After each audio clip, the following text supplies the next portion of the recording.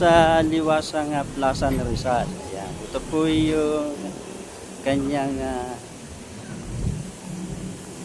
estatwa o yung kanyang monumento.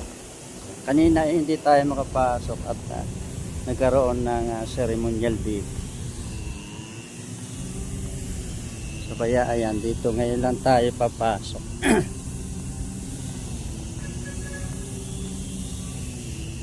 So ang pambansang bantayog ni Jose Rizal 1913. Ayan. Ito yung kung paano ay natapos na. Nilaan ang isang pampublikong lupa para sa pagpapatayo ng Luneta sa bisa ng batas bilang 243 noong Setyembre 28, 1901. Dinisenyo ang bantayog na may titulong Moto Esteldano Richard Tisling, isang survivor bunga ng pandaigdigang patimpalak para sa disenyo ng bantayog 1905 to 1907. Itinayo ang tanso at granite. 1912 inilipat sa tungtungan nito ang mga labi ni Rizal mula sa Binondo. December 30, 1912 pinasinayahan na 30 December 2013 pinayag din ng pambansang bantayog.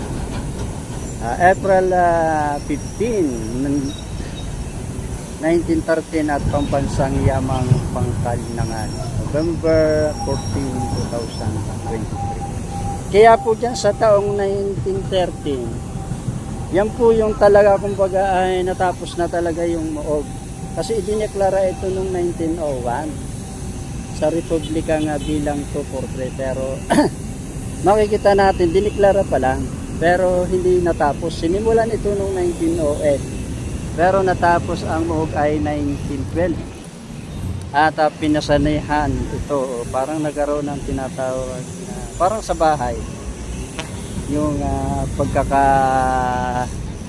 parang blessing. Ayan, 1913 po, napakaliwanag po sa kasaysayan,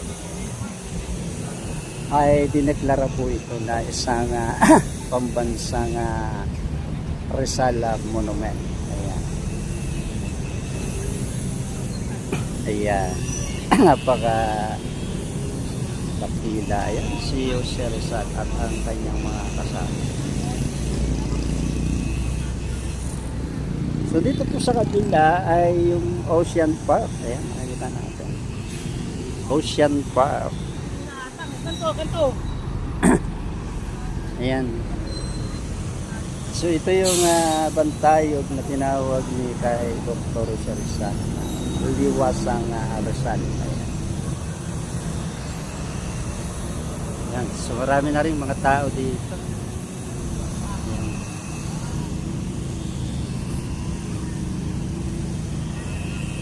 Ayan, dito pa rin tayo sa Luneta.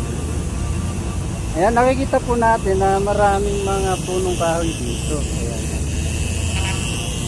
Noong 2015, nagkaroon ng planting ang pamunuan ng lungsod ng Manila para magtanim sila ng mga puno rito.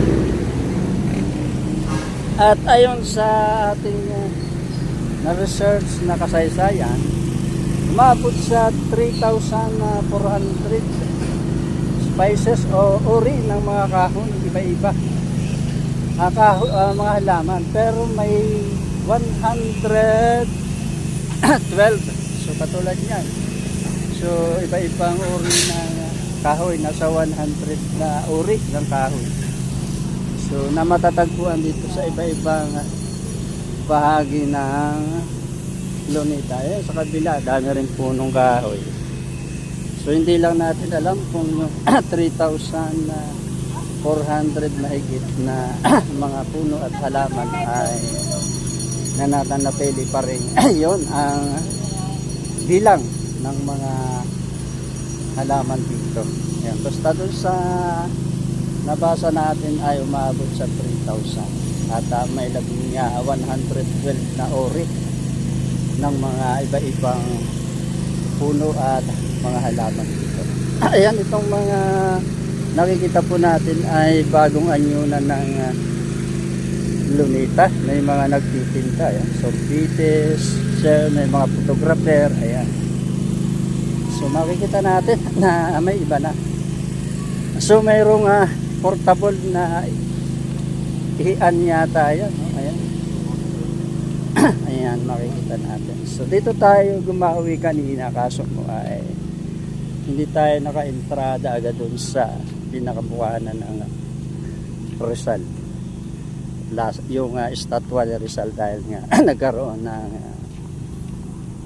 anong tawag ito, flag ceremony, nag-alay ang mga Pilipinibi ng bulaklak sa ating dakilang bayan.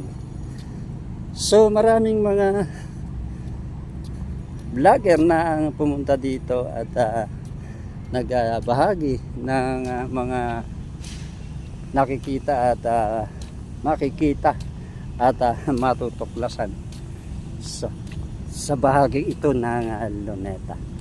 Kahit ako ay namangha sa lawak, oh. So ngayon titingnan natin yung parang mga bayani ito. Ayan, dito yata yun. Ayan.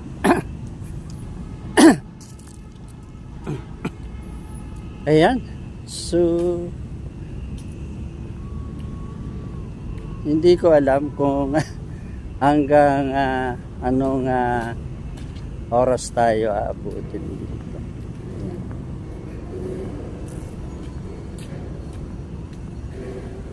Ayan, so ito yung daan, kaya lang nakalock, hindi ata pwedeng pasukan.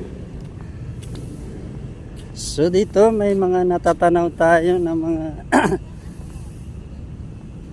mga iba pang rebulto ng iba-ibang mga bayani. Ayan, titingnan natin ha. Ito hindi pinupokus ng ilang mga vlogger. Pero ako ipopokus ko ito. Ayan. So at napakamahalaga ang mga bayani sa kasaysayan natin. Ayan. Titingnan natin isa-isa. So itong nakikita ko, titingnan natin kung sinong bayani ito. Hindi ba ito si Lapu-Lapu? Ayan. So isang limot na bayani, itong si Mateo Carreño Cordillera, the Bilao Chief Captain of Benguet, who led a successful revolt against the Spanish garrison in La Trinidad in 1898. Aguinaldo made him Captain of Baguio and head of the Igorot. Isa sa mga Igorot na nabayani ito noong 1898. Ayan, si Mateo Carreño. So, iwan po natin si Mateo Carreño at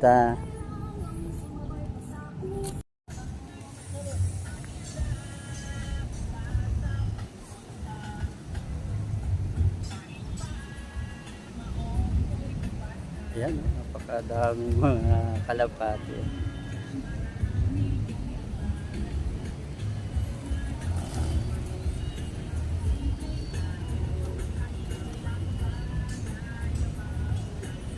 Diba pag pupunta kayo sa Milan, napakaraming mga kalapati. At wag na po kayong pumunta sa Milan. Dito pa lang sa Luneta, ayan, nakikita na napakadami. Pakainin lang ninyo. Ayan, daming mga kalapati po dito. Ayan, sa bahagi po ng Luneta. Ayan, tingnan mo. Nilalaro pa ng mga bata. Ayan po ang kalapati dito sa Luneta. Ayan, oh. Kaya naglilipara, no? Ayan, oh, isa-isa na, oh, ayan. So isa-isa na, oh. Papakainin lang niya. So sayang, ako walang dala. Kung ako may dalang pagkain na kunan ko yan. Ayan. Oh, nilalaro. Ayan pala ang kanilang bahay, oh. Ayan, oh. Kaya pala malapit lang dito. Ayan ang bahay nila. Ayan, oh. Ay, kaganda. Ayan, oh. Ayan, nilalaro ng bata. Ayun po yun. Napakaganda. Ay, ganda. Ayan oh, may mga kalapati pa oh. Ayan oh, ay, babait. So hindi mo na pala kailangan pumunta ng Milan. Andito pa lang ay may mga na pala, may mga kalapati na. Ayan po yung bahay nila. Ayan. So ito po for sharing. Ayan. Kaya thank you so much for watching. At hanggang dito na lang po yung ating lagay. Paki-like, paki-share kung naibigan po ninyo. Bye-bye. Ito, sa PC nung araw. Philippine Constabulary. Constabulary. Yung PC naman, short sleeve. Oh. Sa amin, ginawa po yung long sleeve. Eh, magkano ang sahod ninyo dito? Standard naman po, as per dole, required. Okay lang po mag-vlog ako dito. Nagbablog po kayo? Kumukuha po kasi ng permit sa pag nagbablog po. Kanino? Sa CPAD. Sa? Sa CPAD. Kung walang po kayo ng permit, Saan yun? sa office po. Ah, dito? Opo. Okay, sige. Pupunta tayo. Okay lang naman po mag-vlog, pero need natin ng Okay, alam ko naman kaya ako nagtatanong dahil vlogger tayo. Eh, nagtatanong ako saan kahit pwede. lugar po kayo ng Luneta Mga buwan, no? Parang replika ng bahay ni Emilio Aguinaldo. Pero ang original niyan ay nasa Imus Cavite, sa Kawit. So mayroon na po akong upload niyan, kung gusto nyo ay panoorin na lang ninyo.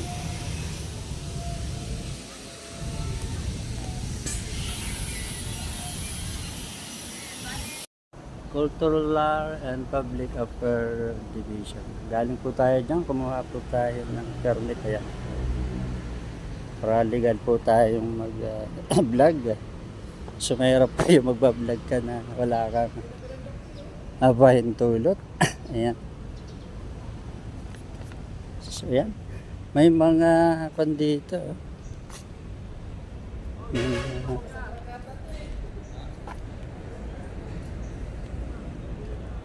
Construction.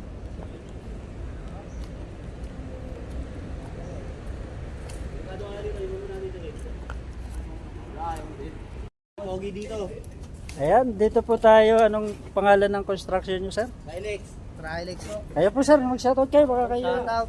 Ayan. Shoutout sa kupal na to. Ayan. Kayo, sir. Baka kayo. Shoutout sa papa ko dyan. Nasawawil na ako. Ayan. Ayan. Ayan. Shoutout So, sa'yo, Kuya Will.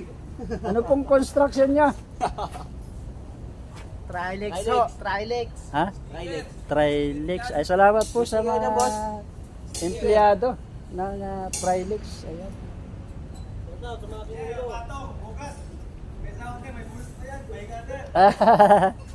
Sige po, thank you. Wala po ako sticker eh. Kasindon. Gusto nyo Kasindon? Makikita namin yan, sir. Ah, Tapos mo din na mamaya. baka mamaya. So, ayusin ko pa yung aking editing kasi may problema eh. Ito po, ipapakita.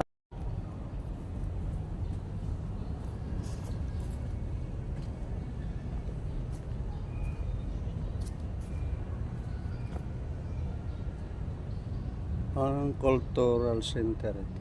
Ang pangalan.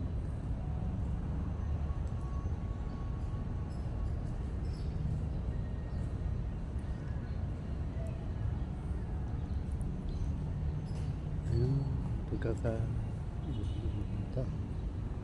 Daan palabas doon. Daan tayo palabas.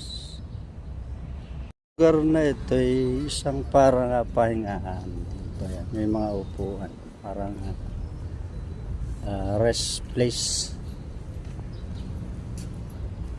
So hindi ko ma-pinpoint kung ano ang talagang pangalan nito, pero parang pahinga dito yan. So dito tayo nag-merienda. So yan, maraming mga upuan.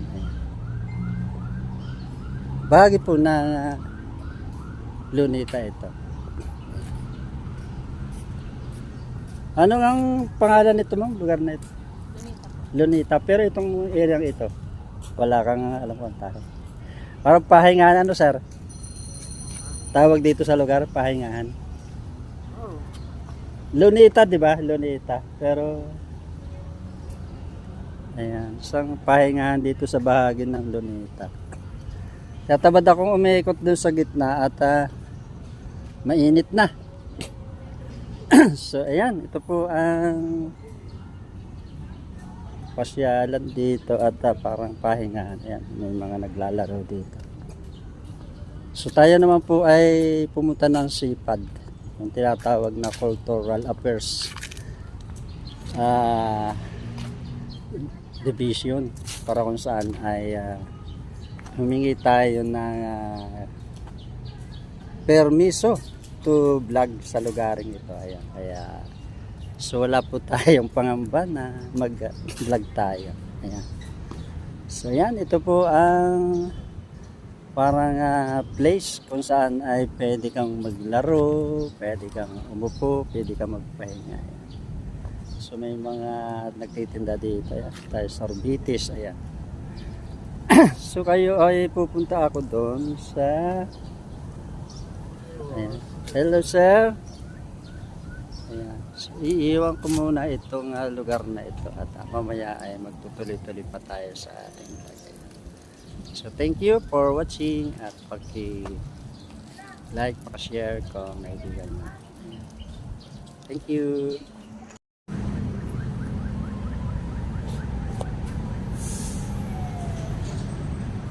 So medyo malayo po eh.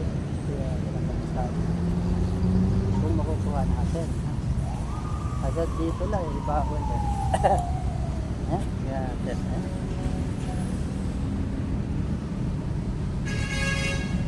naman tayo ni Rizal. So, kaya ate ako. Ayan.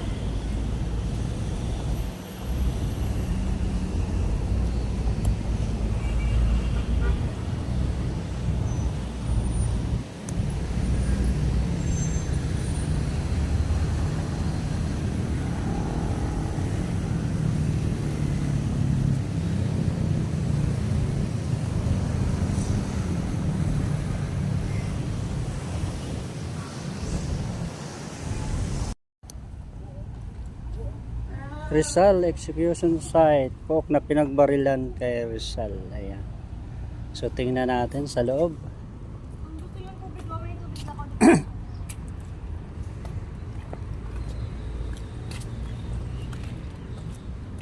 Dili, maganda na tulog mo ha.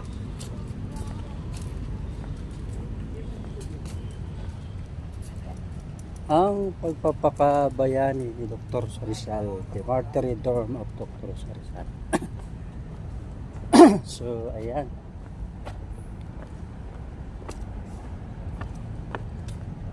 So, ayan, buhay na buhay dito yung replika ng mga aktibidades ni Dr. Rizal. Ayan, siya ay bata pa na kinukuha ng kanyang nanay. Ito nung siya ay nag-aaral. At ito, siya ay doktor na. sa Dapitan. So yan yung mga kasamahan niya sa La Soledad. Yan si Dr. Sierra Sal bilang isang scientist. So tingnan natin yung for execution na lugar na sinasabi. Madalian lang po. Ito, ayan. Mula dito, ayan. So ayan yung mga bumaril kay Jose Rizal, mga Kastila, ayan. Ito, ayan. Ayan siya kung paano binaril at nakita natin yung sombrero niya, nalaglag. Yan. So, ayan.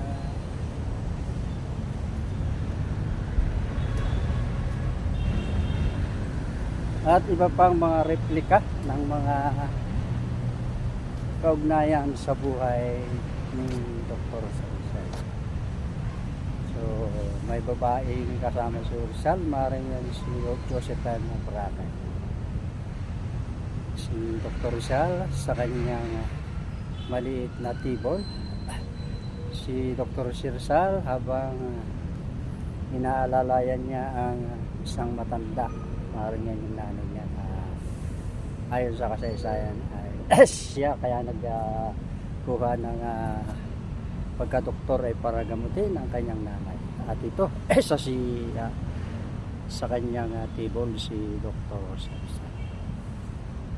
So ito po yung paligid ng execution na kung saan ay dito binaril at dito siya pinasna. Pakabuhay na kasaysayan ito. December 30, 1896 bago maganap ang kanyang kamatayan ay ayon sa kasaysayan ay humiling pa siya na ikasal kay Josephine Bracken.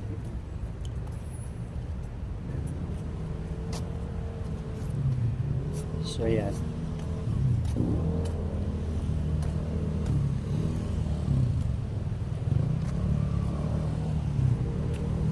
So ayan, sa inyo ko po iiwan ang bahagi dito na kung saan ay dito nga po binaril at napatay ang ating bayani noong December 30, 1896 sa kamay ng mga mananakop na mga Espanyol. Ito si Rizal na isa sa mga masugid niyang kasamahan, isang pari, ayan, isang Guardia Civil, ayan. Si Dr. Jose Rizal habang siya ay dinadakip patungo doon sa Bitayan. Ito yung pari na nagbasa kanya bago siya barilin. Kalungkot-lungkot at kalunos-lunos ang sinapit ni Dr. Jose Rizal bago siya dalhin doon sa lugar na yon. Nandito muna siya nag-stay. Nasbasa ng isang pare. Ayan na po. So iiwan ko po ito at mayroon pang sinasabi dito na mayroong isang aso. Alam mo sa kasaysayan, itong asong ito ay isang patunay na ito ay di tayo kakamali, ay ito yung alaga ni Dr. Jose Rizal na aso. Ayan. So talagang hanggang sa kamatayan ay hindi siya iniwan ng kanyang alagang si aso. Ayan. May pangalan siya eh. Kung ano tawag niyang asong yan. Nalimutan ko na. Ayan, dito ko po sa inyo iiwan at isang kayo na po ang magpasya kung ano ba ang nasa sa loob nyo. Ako, para sa akin ay isang napakalungkot pagamat nangyari na yan sa buhay ating bayani nga Dr. Jose Rizal.